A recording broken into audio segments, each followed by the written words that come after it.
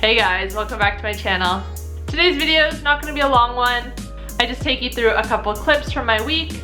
I added a few foods back in and I let you know how I responded to them. If you're new here, my name's Kate. I'm a health coach and I post videos on a low carb, high fat way of eating. Over the past 6 weeks, I've been doing a carnivore diet, and over the past 2 weeks, I've started to reintroduce a couple of plant foods. I think the correct term for my diet right now is keto carnivore. I saw this infographic on Instagram where if you eat 90% animal products and 10% or less plant foods, then you fall into that category. So I guess that's kind of where I'm at right now. I'm gonna be following this mostly carnivore-based diet indefinitely for the time being. I'm feeling really great on it, so there's not really a need to stop. If you want to see more of my carnivore update videos throughout my journey, how the transition went, you can click right here to see the playlist. My partner Max was also eating the carnivore diet for the first month with me, so you can see how he handled it in some of those other update videos as well. He had psoriasis, or has psoriasis, and it was really interesting to see the impact that cutting plants out of his diet had on the psoriasis. So head over there, check that out if you want. You don't have to. And if you want to see more, make sure to subscribe. Okay, let's get into it. Oh my god, so I don't know what's up today, but I woke up at 2:30 a.m. with the worst stomach cramps. Oh, and I really couldn't get back to sleep for a couple of hours, so feeling pretty rough this morning. Yeah, I don't know. I feel like most of the videos in this series have been pretty positive towards the carnivore diet video, and that's because that's how my experience has been. But just last night and even still this morning, I'm really not feeling great, which is really weird because since I've got back from Sydney, I haven't even had eggs. I've just been having steak and lamb and cooking it in either butter or like beef drippings. So it's not even anything I added back in. I haven't had avocado for a few days, and I mean, I had a salad on, what, Monday? It's now Sunday, so that's a week later.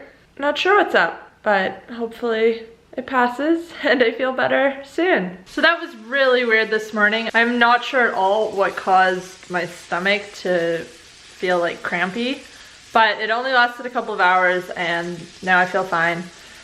Really weird. And now I have a really exciting project for this evening. I have a barbecue to build. I'm so pumped. Not to build it, but to have it built and to use it. 2 hours later, and this is what I have to show for it. Oh my god, the sun is setting. This is just so much effort. Requires 2 people. Nah, I'm gonna do it by myself. Wish me luck!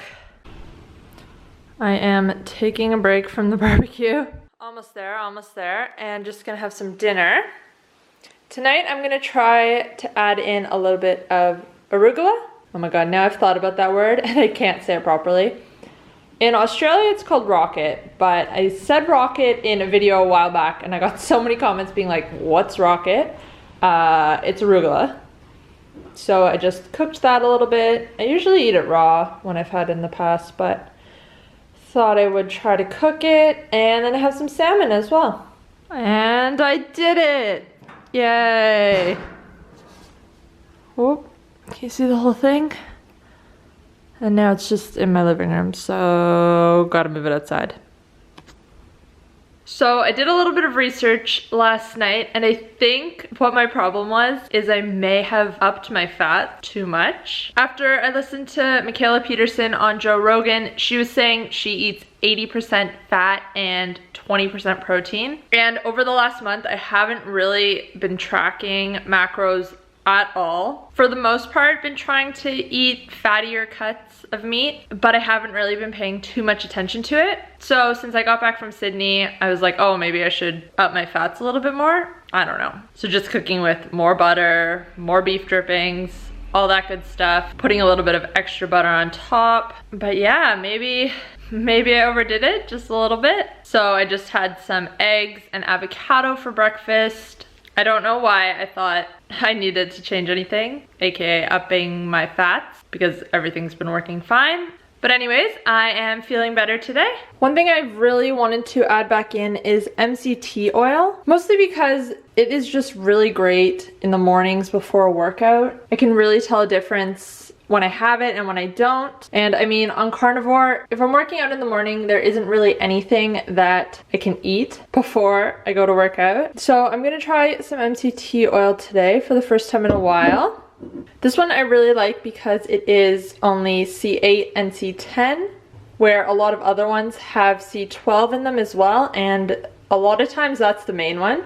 With C8, C10, and even C6, they go straight to your liver and are broken down into ketones right away, and you can use them for fuel right away. C12, on the other hand, has to be digested and goes through your stomach. So a lot of cheaper brands of MCT oil will just have C12 in it, which is a little bit misleading. This is from Temple Nutrition. It's actually an Australian brand. I believe it is all made in Australia as well.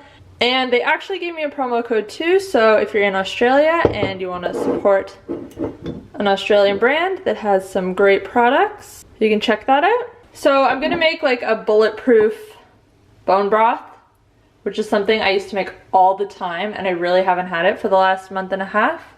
So I'm gonna use this bone broth concentrate from Meadow and Marrow's. I'm gonna put a little bit of butter in, just a little bit, because I am trying to keep my fats a touch lower. I think that was my problem the other day. And then yeah, just a bit of MCT oil, and I will see how I react to this. I know a lot of people, when they first start using MCT oil, have some digestive problems. And I mean, I did use it pretty much every day before starting carnivore, but it will be interesting to see if I have to build my tolerance back up.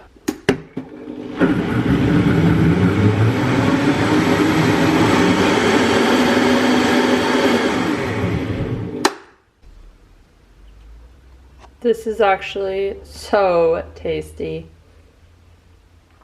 And one secret ingredient that makes it even better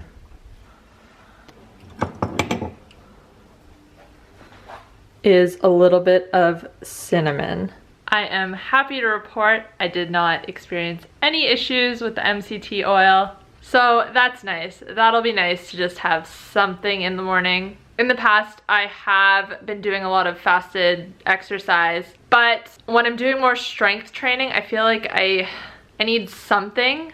Doesn't have to be food, but just a little bit of MCT oil really does make the difference. Tomorrow, I'm gonna add in something a little bit crazy. It's something that I've been wanting to play around with a bit more in the past few months and just haven't really done it and tracked it. So I have a hockey game tomorrow night, which is really high intensity, short bursts, kind of sprints. And I'm gonna have some sweet potato before the game just to fill my glycogen stores up. I'm gonna give that a shot, see if that helps. Like I said, it's just really high intensity exercise. Low carb and keto is fantastic for low and moderate exercise that you're doing over a long period of time. Like when I'm cycling, it's fantastic. But when I'm doing lots of sprints and really hard just bursts, I start to feel a little bit weak. So just a test, we'll see how that goes. Also see how my body reacts to some carbs and some more fiber.